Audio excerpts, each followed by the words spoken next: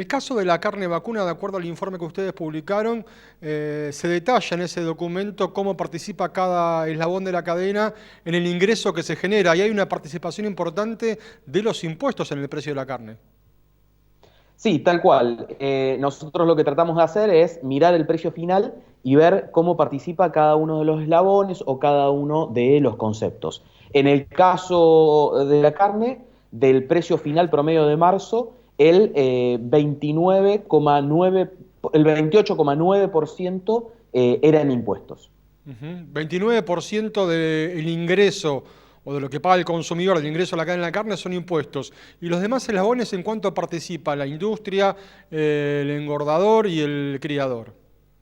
Bueno, en el caso de la carne, el 24,7% es lo que explica la cría, el ternero, se le suma otro 26% lo que es el engorde, ahí llegamos a cerca del 50%, es decir, que el animal en realidad termina explicando cerca del 50% del precio final, Ujú. el frigorífico le agrega otro 7%, la carnicería otro 13%, y los impuestos acumulados a lo largo de todos estos eslabones y el IVA final explican este 29% que estábamos hablando, que ahí se suma desde el inmobiliario rural de la cría hasta los ingresos brutos, ganancias y créditos y débitos y demás impuestos a lo largo de toda la cadena.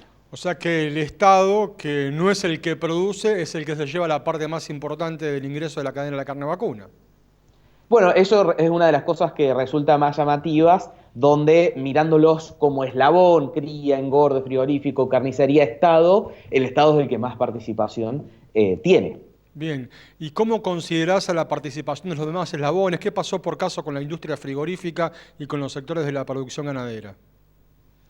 Bueno, en el caso del feedlot, comenzó a recuperarse. Lo que le pasa al feedlot, que también es algo muy similar a lo que le pasa al tambo, es que en momentos de devaluaciones tienen un descalce muy importante entre los costos y los ingresos, dado que parte de los costos asociados a la alimentación y a la sanidad están dolarizados, mientras que los ingresos dependen más de el mercado, bastante más del mercado interno, aunque hay parte importante de la exportación. Entonces, por ejemplo, el feedlot venía de una situación complicada en agosto-septiembre, cuando fue la devaluación grande, y comenzó a normalizarse su situación. El frigorífico mantiene, como es habitual, una participación relativamente baja en este esquema, dado que, bueno, hace un proceso muy particular, que es la faena, que se maneja también en grandes escalas y termina, si se quiere, explicando una parte no tan importante de todo este esquema. Ujú. Está claro que nosotros acá tomamos una visión simplificada, donde es el frigorífico el que comercializa, pero también en muchos otros casos del mercado interno es común la existencia del matarife ahí como intermediario entre el frigorífico y la carnicería. Bien, en el informe también analizan la formación del precio de otros productos como por caso el pan y la leche. Contanos en el caso del pan cómo se reparte el ingreso de la cadena, en la cadena del pan y del trigo, ¿no? Solo para aclarar una cosa, nosotros acá lo que analizamos un poco, si se quiere, la composición, dado que la formación en realidad se termina dando Sí. entre una interacción entre la oferta y la demanda. Vos tenés toda una serie de costos desde la oferta y después eso se encuentra del otro lado con la capacidad de pago de la demanda y ahí se termina definiendo el precio, solamente a modo aclaratorio Ujú. por esta pequeña diferencia pero importante entre composición y formación. Eh, el tema que vos por ahí hacías un poquito de hincapié al principio, que es los impuestos, se repite en las otras cadenas. En el caso del pan, estamos hablando de una participación del 25% de los impuestos y en el caso de la leche del 26%.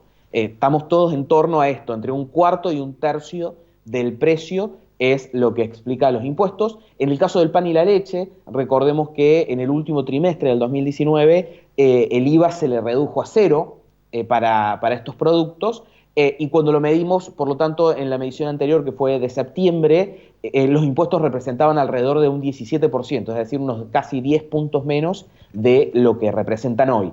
Y creo que ese es un tema importante porque más allá de que por ahí nosotros en este momento lo estamos viendo un poquito más desde la perspectiva de las cadenas productivas, estos son tres productos que son muy característicos de lo que se le llama la mesa de los argentinos y que tres productos que son bastante básicos de la cadena, de la canasta básica alimentaria, tengan esta composición impositiva, es también un tema que llama la atención. Bien, esto significa que la presión impositiva es muy alta en la Argentina. ¿Es mayor la presión a nivel nacional, provincial o municipal, o en los tres estamentos es alta?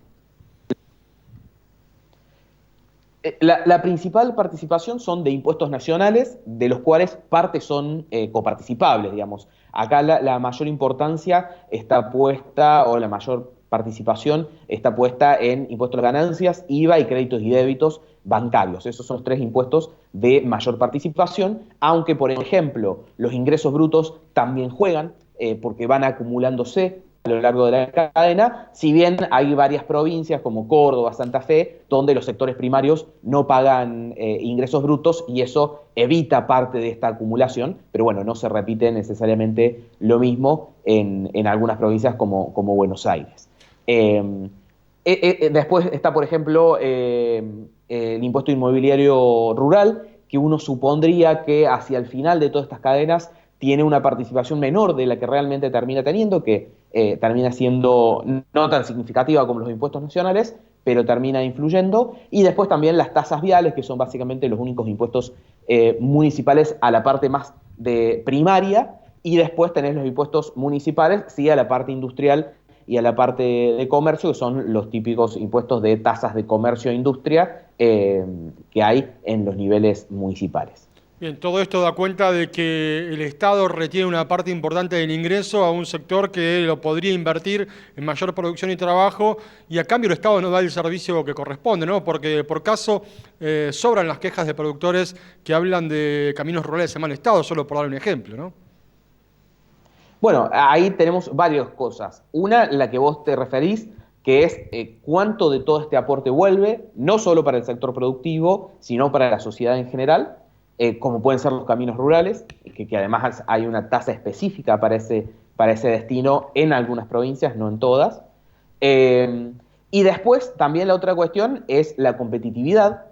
Si no fuera por un tipo de cambio real competitivo, a muchas de estas cadenas se le complica competir internacionalmente, exportar carne con tipos de cambio que no sean competitivos, exportar leche, exportar productos de la cadena de trigo, que no sea necesariamente el trigo, sino la harina, por ejemplo.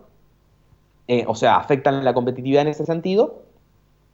Y por otro lado, también algo que te apuntaba recién, que si bien nosotros en este momento, pues estamos en Cana Rural, lo vemos a partir de las cadenas productivas, del otro lado del consumidor, que sobre todo los estratos de consumo, los estratos de ingresos más bajos, gastan una proporción mayor de su ingreso en alimentos. Y por lo tanto, también son los que más pagan en relación a sus ingresos estos impuestos.